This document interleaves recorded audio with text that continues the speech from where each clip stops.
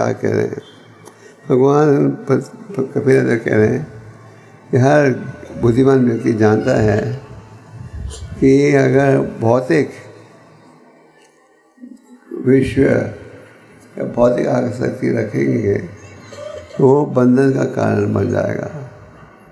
तो वही आसक्ति अगर हम साधुओं के प्रति रखें तो मुक्ति का द्वार बन जाएगा।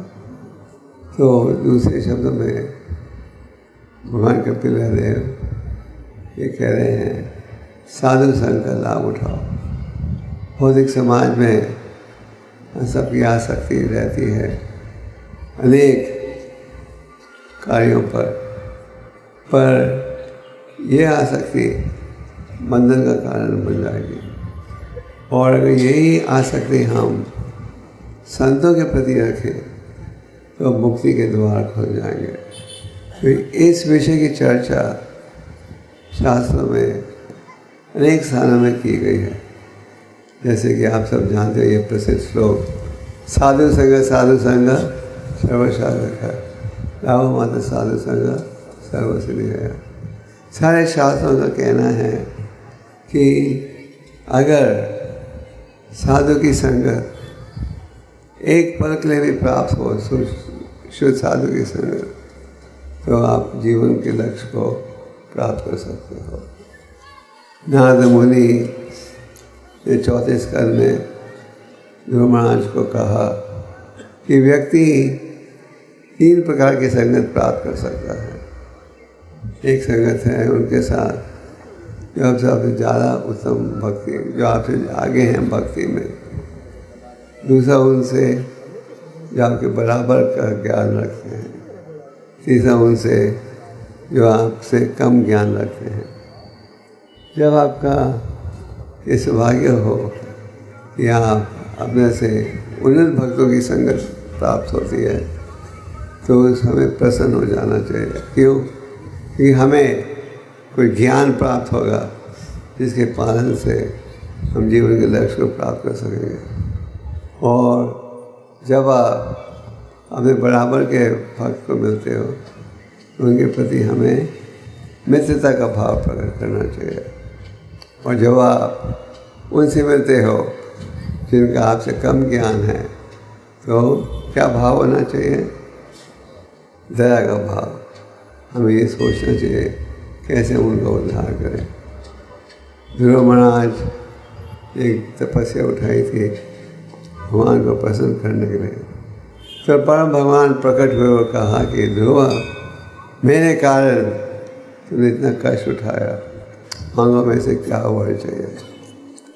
ध्रुव ने कहा कि अगर आप मुझे वर देना चाहते हो तो ऐसा वर दीजिए कि मुझे उत्तम भक्तों की संगत मिले, क्योंकि उनकी संगत मिले प्राप्त होगी तो उस ज्ञान के पालन से हम जीवन के लक्ष्य को प्राप्त कर सकते हैं। तो आध्यात्मिक जीवन के लिए साधु संग बड़ा महत्वपूर्ण है।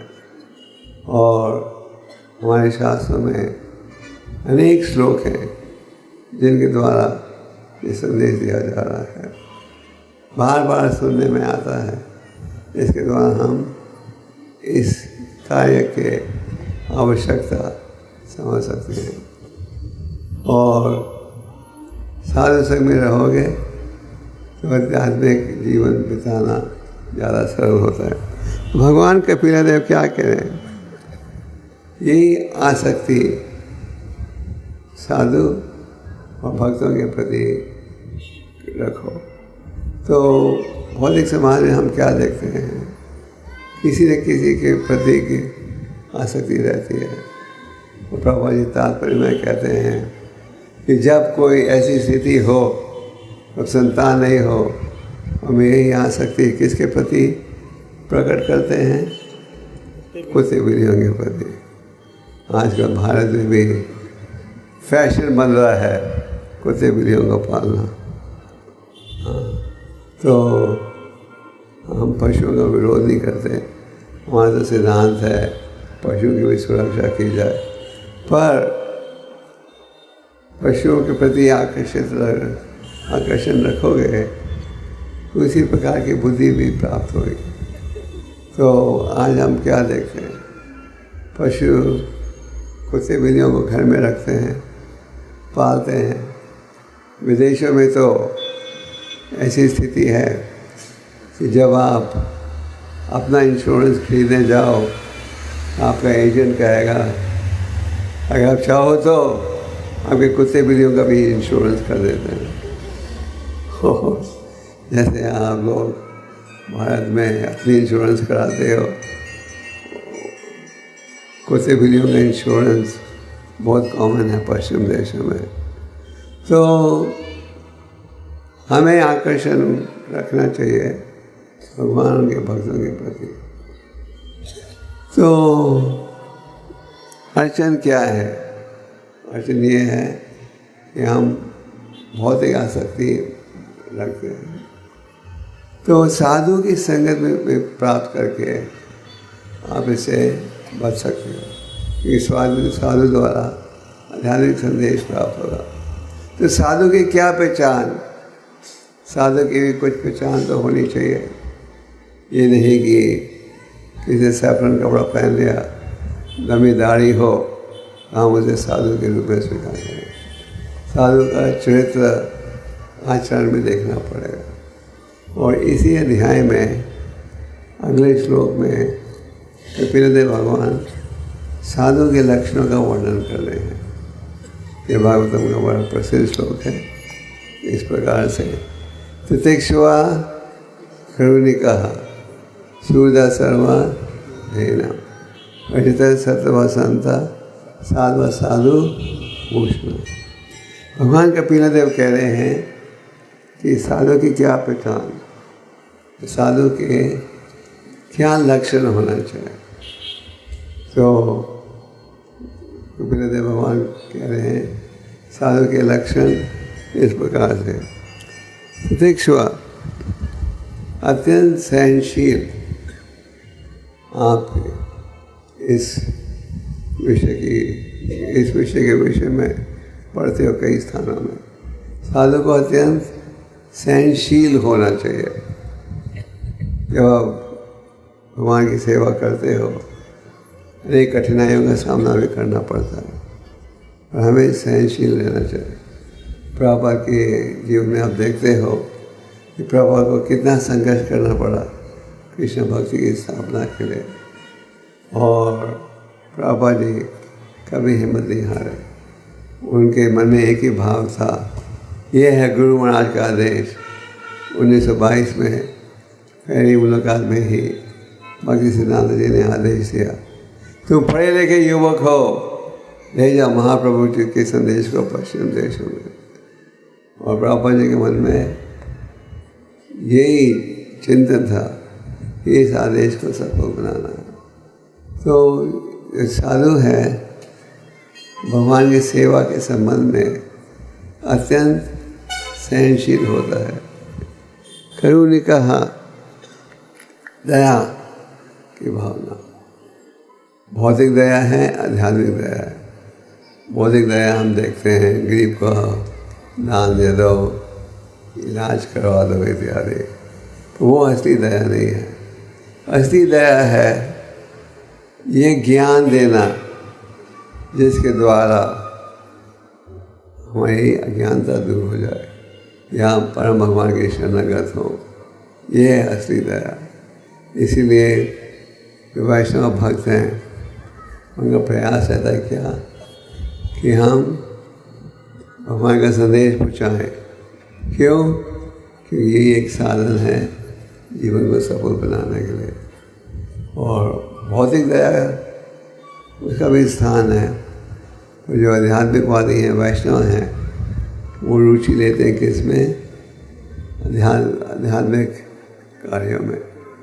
वो जानते हैं कि अगर आज कष्ट है, लोग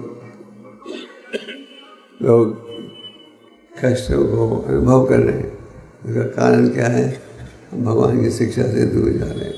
तो असली दया है वो ये ज्ञान देना, आध्यात्मिक ज्ञान। सूर्यदा सर्वधैर्यम, जो साधु है वो सबके प्रति मित्रता का भाव रखता है।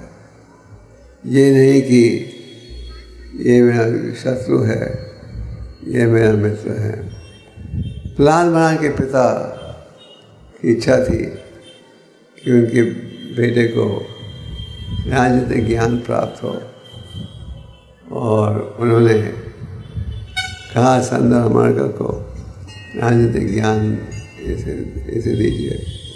प्रहलाद की कोई रुचि नहीं थी इस संदेश में। प्रहलाद ने कहा सभी मेरे मित्र हैं, कोई शत्रु नहीं है।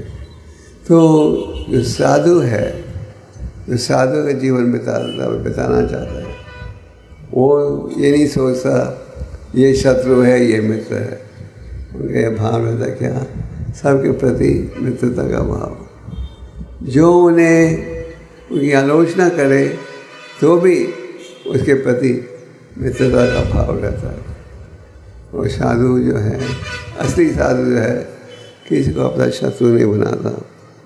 ऐसा सत्वसंता, किसी के प्रति मतभेद नहीं रखता, सबके प्रति मित्रता का भाव। वो शांत रहता है। क्यों शांत कैसे रहता है, क्यों रहता है? क्योंकि उसके मन में एक ही भाव है कि आध्यात्मिक जीवन को निभाना। चैतन्य महाप्रभु ने इस विषय पर सनातन गोस्वामी को कहा, हमें जो अनुकूल कार्य है उसे स्वीकार करना चाहिए, जो प्रतिकूल कार्य है उसे त्यागना चाहिए।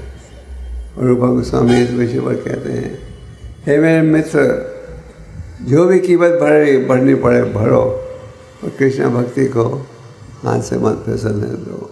ये होता है साधु का भाव। शतव संत साधु साधु भूषणा। जो साधु है अपने जीवन को शास्त्रों की शिक्षा के आधार पर निभाता है। शास्त्र का अर्थ है भगवान की वाणी, सर्वाम साक्षात भगवत प्रेरणा। साधु का जो संदेश है बिल्कुल शास्त्र पर आधारित होता है। तो हमें आसक्ति बढ़ानी चाहिए किसके प्रति, भक्तों के प्रति और भगवान के प्रति। और ये कैसे संभव होगा? ये संभव होगा अगर हम भक्ति की विधियों का पालन करें। भक्तों की संगत से जुदा हो जाना सबसे गंभीर स्थिति है। चैतन्य महाप्रभु ने रामनंद रॉय से अनेक प्रश्न पूछे। आप इन्हें पढ़ते हो चैतन्य चैतन्य में। चैतन्य महाप्रभु ने अपनी दक्षिण भारत की यात्रा शुरू करने से पहले सर्वोपचार्य ने सूचना दे दी थी कि जब आप दक्षिण भारत की यात्रा करोगे तो रामनंद रॉय का एक भक्त मिलेगा। तो रामनंद रॉय उस समय राज्यपाल थे। तो महाप्रभु ने उनसे अनेक प्रश्न पूछा, जिनमें एक प्रश्न क्या था कि भक्त के लिए सबसे कठिन कौन सी स्थिति है? और रामनंद रॉय ने कहा भक्तों की संगत से जुदा हो जाना ये सबसे कठिन स्थिति है। तो हमारा प्रयास रहना चाहिए कि हम साधु संगत में रहें, और साधु संगत में रहेंगे तो भक्ति के मार्ग में भी उन्नति कर पाएंगे। और भागवतम के 5वें स्कंद में भगवान विष्णुदेव भी यही उपदेश दे रहे हैं कि मत भक्तों की सेवा करो, उनकी संगत में रहो। तो प्रभुपाद जी ने ये संस्था बनाई है जिसमें हम सबको मौका मिलता है साधु की संगत प्राप्त करने के लिए। और साधु की संगत में रहेंगे आध्यात्मिक जीवन ज़्यादा सरल बन जाता है।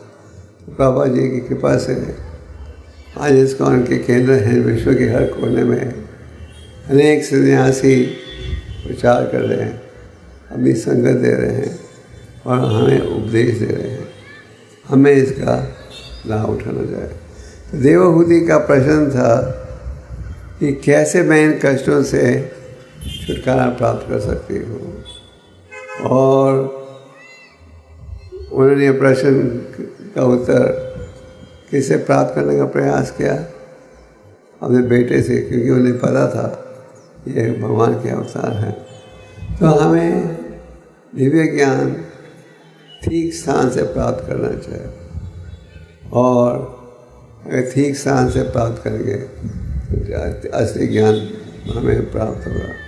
तो शास्त्रों में इस विषय की चर्चा अनेक श्लोकों के द्वारा की गई है, और आगे के श्लोकों में भगवान कपिल देव कहते हैं, भक्तों की संग में आध्यात्मिक विषय की चर्चा ज़्यादा सरल बन जाती है, और उसमें हम रुचि लेंगे तो अज्ञानता भी दूर होगी।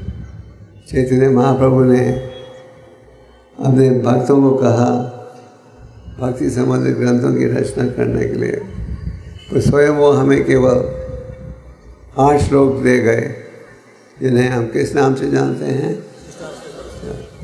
बिल्कुल पहले श्लोक में क्या कहते हैं? चेतो दर्पण मार्जनम भवमान भाग्य। हरि नाम के उच्चारण का पहला लाभ ये है कि हमारे हृदय में जो मैल है ये दूर हो जाएगी। चेतो दर्पण मार्जनम, जैसे आईने की धूल को आप दूर करते हो साफ करने से, हृदय को साफ करने की आवश्यकता है। और साधु संग में रहोगे तो आप इस विषय के महत्व को सुनते रहोगे। साधु संग में रहोगे तो आपको असली संदेश मिलेगा। तो हरि नाम और कृष्ण कथा में हमें रुचि लेनी चाहिए। जैसे कल रात को कहा था, प्रजल्प द्वारा भक्ति नष्ट हो जाती है, और हरि नाम और कृष्ण कथा के द्वारा भक्ति का बीज उग सकता है। भक्ति ब्रह्मानंद ब्रह्मिते उन्हें भगवान जी गुरु कृष्ण के उपाय भक्ति रहता बीज। ये अनेक जन्मों के पश्चात भक्ति का बीज प्राप्त होता है। वे बीज उगता है कब? श्रवणम कीर्तनम से।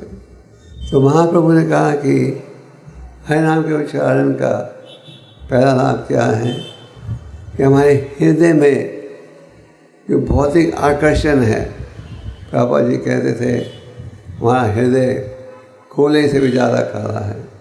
तो हमारे हृदय में जो भौतिक आकर्षण है उसे हम दूर कर सकेंगे। आप सबका अनुभव होगा कि हरि नाम के उच्चारण से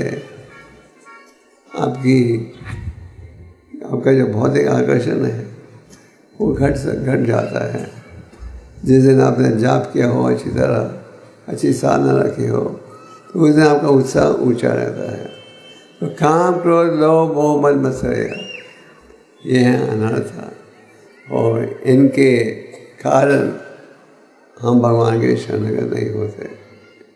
देवी गुणमाई मामा माया दुरत। इस माया का विरोध करना बहुत ही कठिन है। आगे भगवान कहते मामे मामे प्रपदन्ते माया में ताम, जो मेरी शरण में आएगा वो इसका विरोध कर पाएगा। इस शरण में आने का अर्थ है उनकी शिक्षा का पालन। तो है नाम शास्त्र के अध्ययन से पहला लाभ है हृदय की मैल दूर होगी। ज्ञान की तलवार से हमें अज्ञानता को दूर करना है।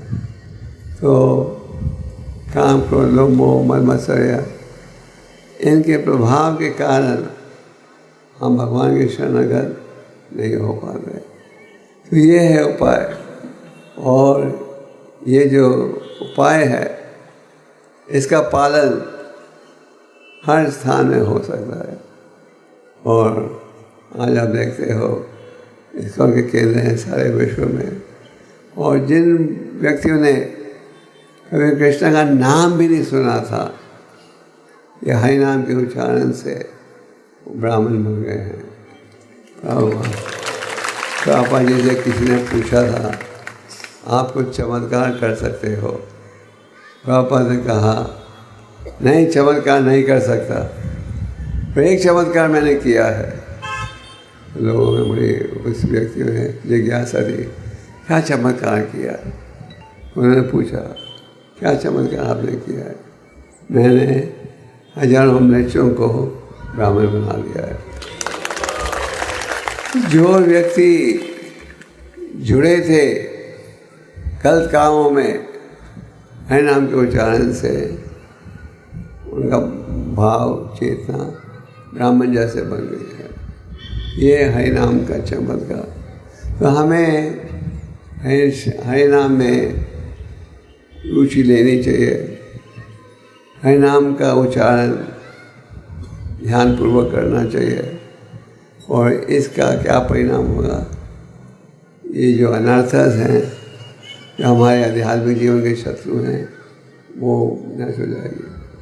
तात्पर्य में प्रभुपाद जी कह रहे हैं, आसक्ति किसी न किसी विषय के प्रति तो होगी। तो अगर हम माया के प्रतिनिधियों की आसक्ति घटाएंगे तो वही आसक्ति हम किसके प्रति रख सकते हैं? भगवान और उनके भक्तों के प्रति।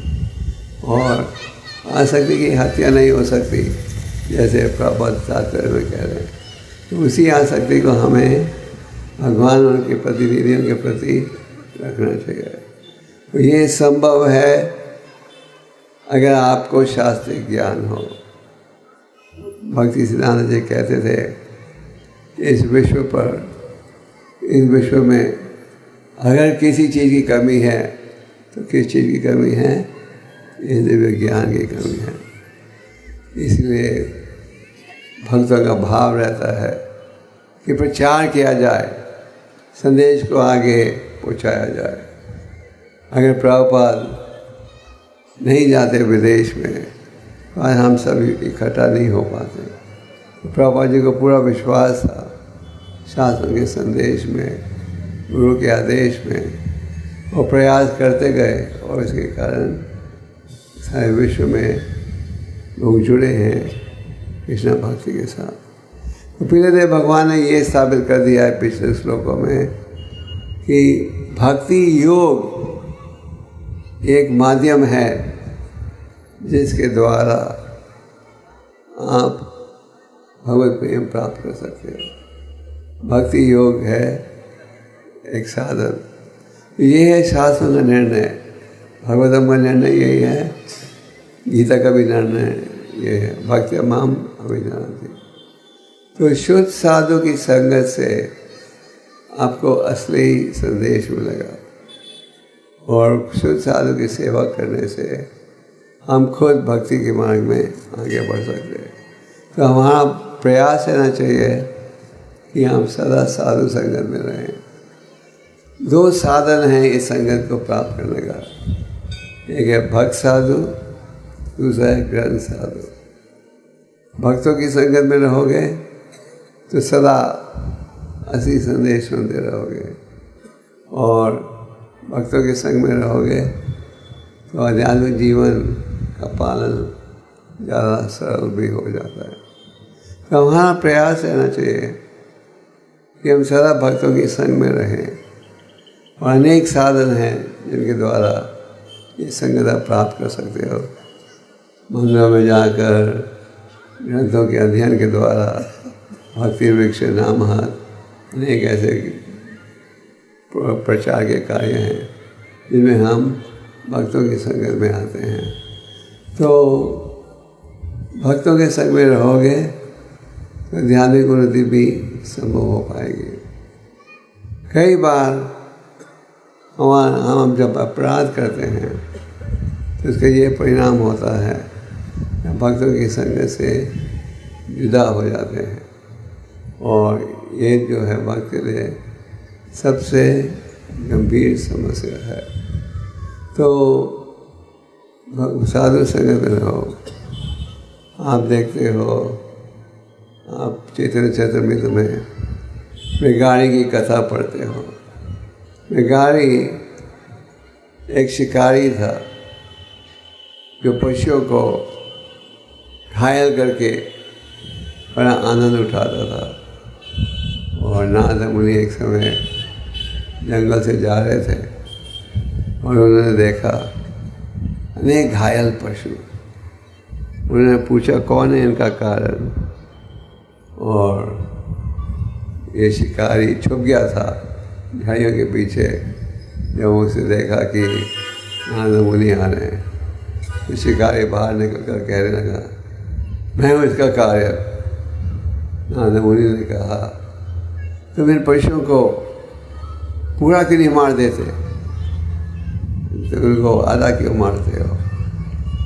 शिकारी ने कहा मुझे आनंद आता है इन पशुओं को तरफ से देखकर।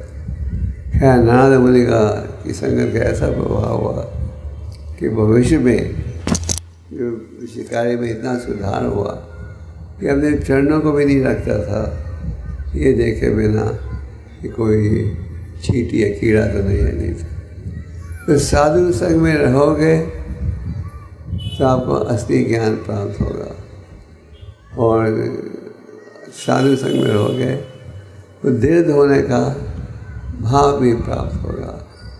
रूपक स्वामी कहते हैं अगर आप भक्ति के मार्ग में सफलता चाहते हो तो क्या उत्साह निश्चय धैर्य तत्कर्मा प्रवर्तन संगति आगे सतर्वेदेव सभी भक्ति प्रसिद्धि।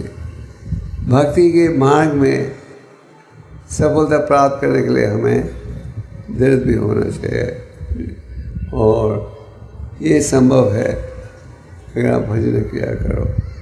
रूपक स्वामी कहते हैं सबसे पहले हमारे हृदय में ये इच्छा होनी चाहिए कि हम भगवान की शरणागत होना चाहते हैं। अगर हमारे हृदय में ये विचार है कि हम असली धर्म की शिक्षा चाहते हैं, ईश्वर सर्वभूता नाम हृदय से रजनते स्थिति, भगवान जो हमारे हृदय में हैं हमें ऐसी बुद्धि देंगे कि आप शुद्ध साधु की संगत में आ जाओ। और अगर हमारे मन में ऐसा भाव है कि कोई बनावटी धर्म सिर्फ दिखाने के लिए धर्म के मार्ग को अपनाएं, तो फिर आपको ऐसी संगत मिलेगी जिसके द्वारा आपको असली संदेश प्राप्त नहीं होगा। तो शुद्ध इच्छा है तो शुद्ध भक्तों की संगत प्राप्त होगी, उनके द्वारा असली संदेश मिलेगा। क्या है? हे नाम को उच्चारण कले दोषे निराजन अस्ति का महागुणा कीर्तना देव कृष्ण से परम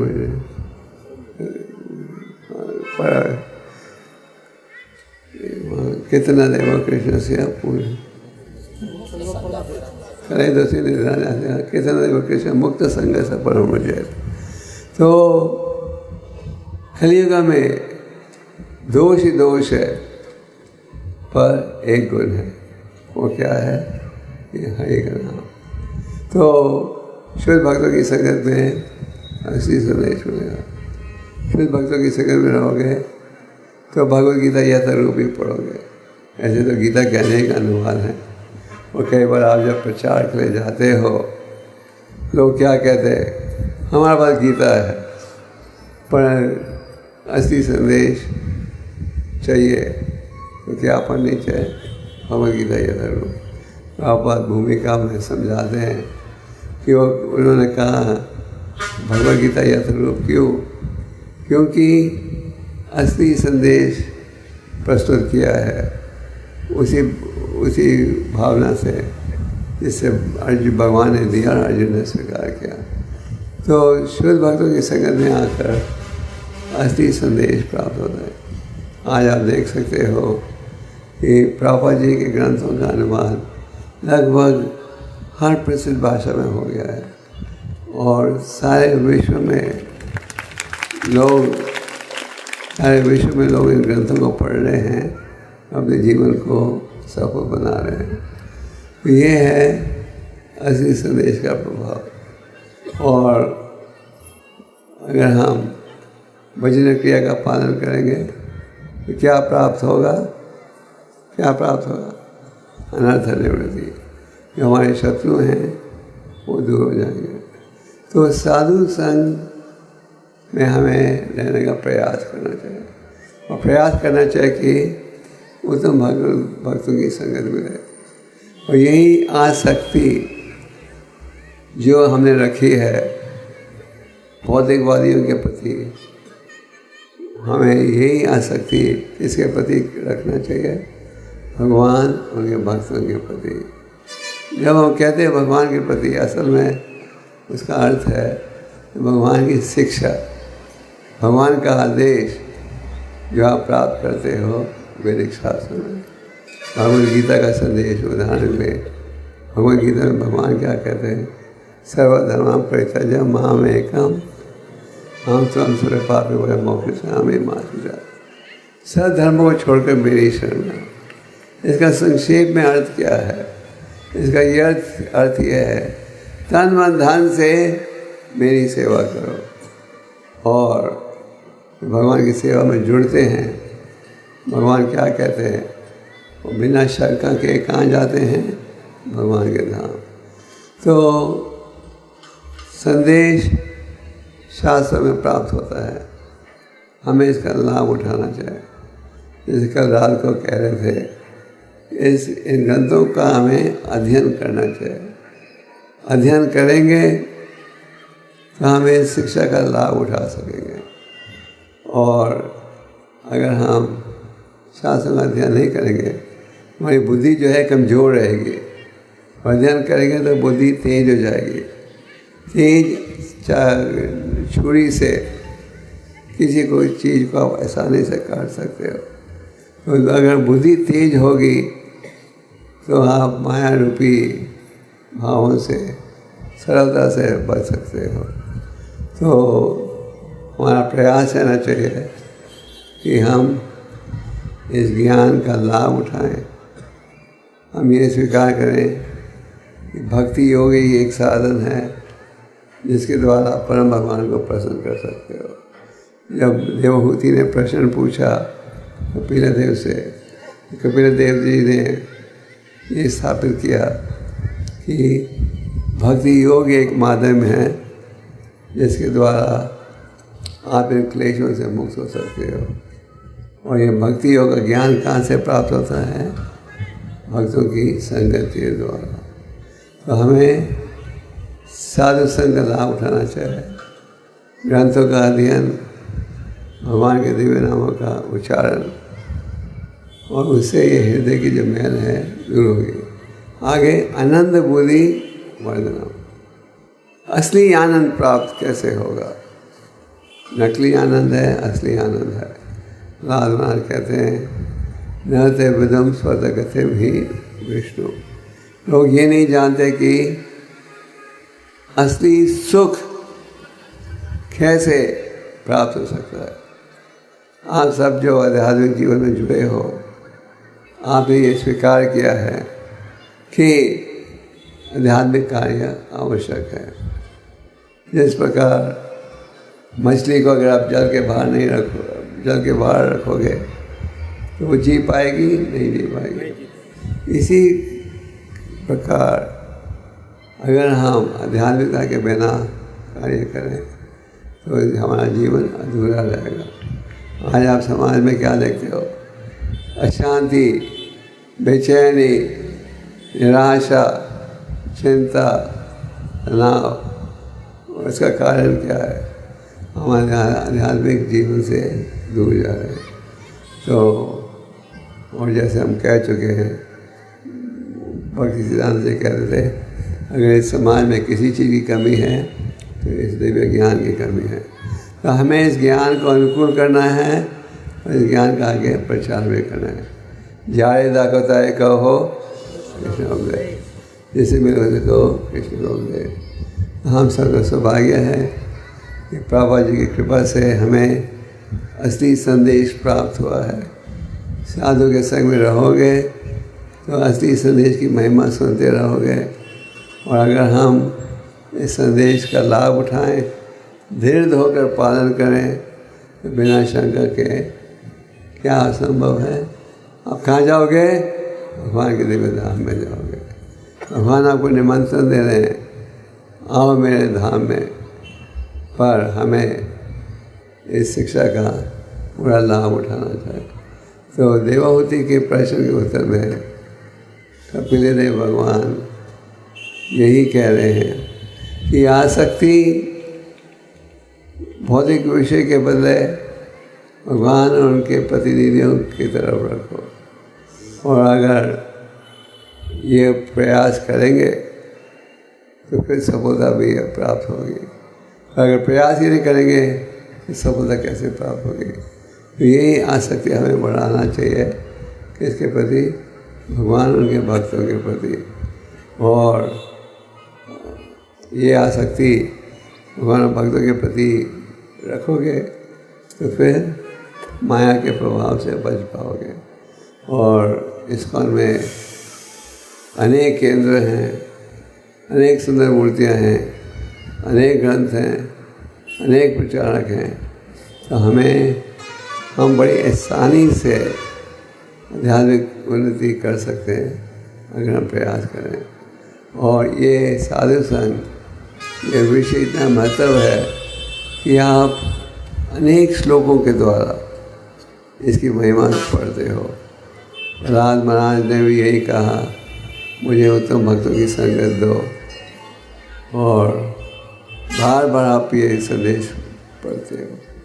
प्रभुपाद जी गीता में कहते हैं, repetition is necessary to drive the point home. अगर आप किसी विषय की महिमा बार बार सुनोगे तो वो संदेश आपके हृदय में बैठेगा। कपिल देव भगवान एक ही श्लोक में साधु संघ की महिमा का वर्णन कर सकते थे, और अनेक श्लोकों के द्वारा यही स्थापित कर रहे हैं कि साधु संघ के द्वारा आप ज़्यादा सरलता से कृष्ण कथा का लाभ उठा सकोगे। कृष्ण कथा, कृष्ण की चर्चा ज़्यादा सरल होती है साधुओं की संगत में। हमें साधु संगत का पूरा लाभ उठाना चाहिए। ये नहीं कि हम केवल भक्तों की आलोचना करें, जोड़ियों को ढूंढें। प्रभा जी कहते थे हमें एक दूसरे के गुणों पर विचार करना चाहिए और उत्साहित होकर भक्ति के मार्ग में जुड़ना चाहिए। और उत्साहित होकर भक्ति के मार्ग में जुड़ोगे तो परम भगवान पूरा सहयोग देंगे, जिसके द्वारा आप भक्ति के मार्ग में सफलता प्राप्त करोगे, भगवान की शरणगत हो पाओगे। साधु संघ की महिमा एक बार फिर से इस श्लोक में आप सुन रहे हो, और साधु संघ की महिमा और आवश्यकता आप अनेक श्लोकों में प्राप्त करोगे, क्योंकि ये सबसे महत्वपूर्ण कार्य है भक्ति में सफलता प्राप्त करने के लिए।